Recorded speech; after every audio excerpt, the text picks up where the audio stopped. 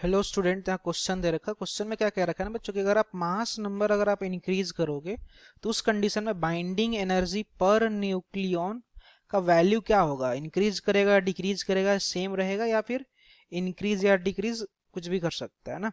तो सबसे पहले अगर अपन बात करें रिगार्डिंग द की कॉन्सेप्ट बच्चों जो हम लोग इस क्वेश्चन में हम लोग अप्लाई करने वाले हैं, तो बच्चों हम लोगों ने न्यूक्लियर फिजिक्स में हम लोगों ने एक टॉपिक पढ़ रखा है, बाइंडिंग एनर्जी।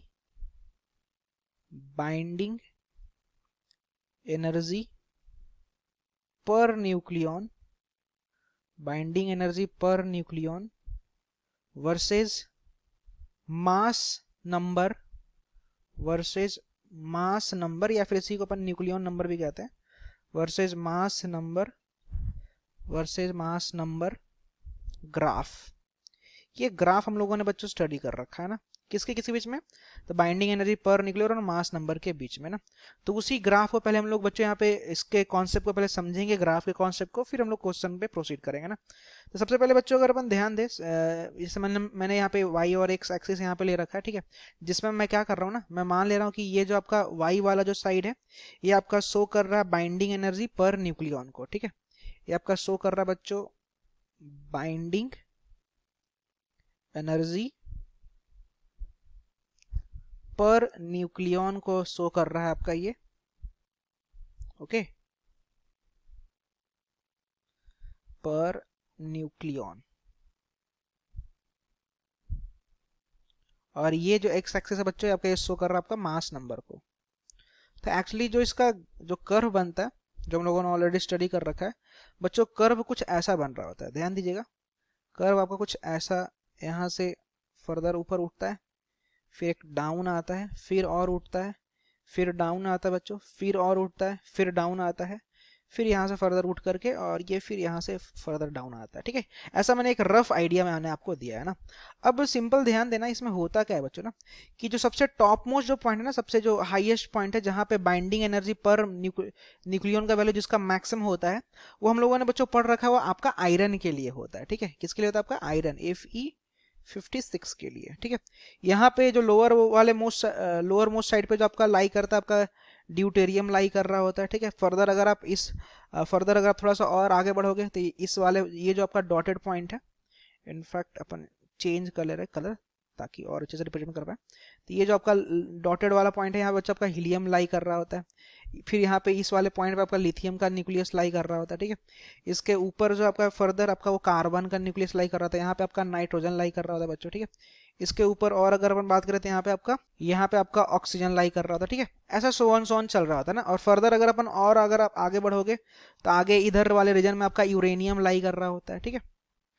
अब अगर इस ग्राफ को अगर आप ध्यान से देखो ना बच्चों, तो हम क्या देख रहे हैं कि ये जो मैंने यहाँ से ना मैं यहाँ पे एक लाइन ड्रॉ कर रहा हूँ, एक मैं डॉटेड लाइन ड्रॉ कर रहा हूँ। यहाँ से मैं ये समझाना चाह रहा हूँ आपको कि अगर ध्यान समझो यहाँ पे, तो जैसे जैसे अगर अपन इधर से यहाँ से अगर अपन इधर की ओर प्रोसीड कर रहे हैं, ऐसे जब आगे की ओर जा रहे हैं तो मास नंबर तो इंक्रीज कर रहा है। ये तो हमें दिख रहा है कि मास नंबर क्या हो रहा है, मास नंबर इंक्रीज कर रहा है। और मास नंबर इंक्रीज करने के साथ साथ ही जैसे ही आप इधर मूव कर रहे हो तो ऊपर बाइंडिंग एनर्जी पर न्यूक्लियन का वैल्यू भी क्या हो रहा है आपका, इंक्रीज कर रहा है। ध्यान से देखिएगा।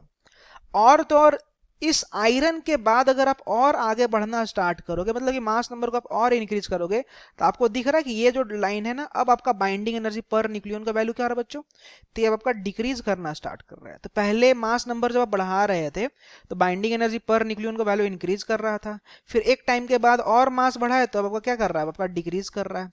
तो what we can conclude from here, यहां से हम लोग क्या कंक्लूड कर पा रहे हैं कि आपका ड्यूटेरियम से लेकर के आयरन तक बच्चों, मैं यहाँ पे लिख दे रहा हूं, ड्यूटेरियम से लेकर के कहां तक, तो ड्यूटेरियम से लेकर के बच्चों आयरन तक, यहां तक बच्चों क्या हो रहा है, यहां से लेकर के यहां तक क्या हो रहा है आपका।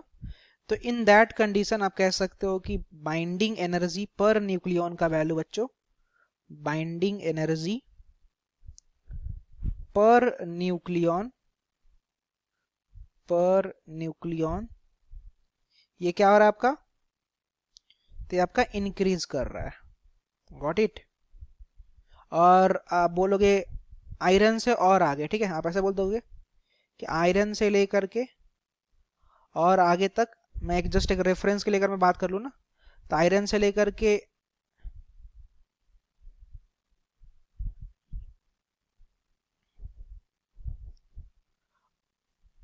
और अगर आयरन से आगे अगर बोले, मतलब कि आप ऐसे लिख सकते हो, after iron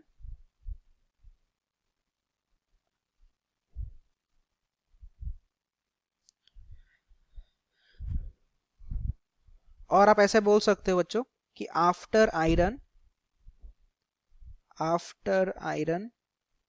if we increase mass number, यदि आप मास नंबर को क्या कर रहे हो, इंक्रीज कर रहे हो, if we increase mass number, तो इन दैट कंडीशन क्या होगा, if we increase mass number then binding energy per nucleon, then binding energy per nucleon क्या होगा, विल डिक्रीज, वो आपका डिक्रीज कर जाएगा बच्चों, ठीक है। तो हम लोग यहाँ पे श्योर तो नहीं कर पा रहे कि बढ़ रहा है कि घट रहा है, ठीक है, बढ़ भी रहा है घट भी रहा है। तो ओवरऑल अगर अपन कंक्लूड करें तो आपका जो फोर्थ नंबर का ऑप्शन है ना, मे इंक्रीज और may decrease, this one is the correct ना। Thank you.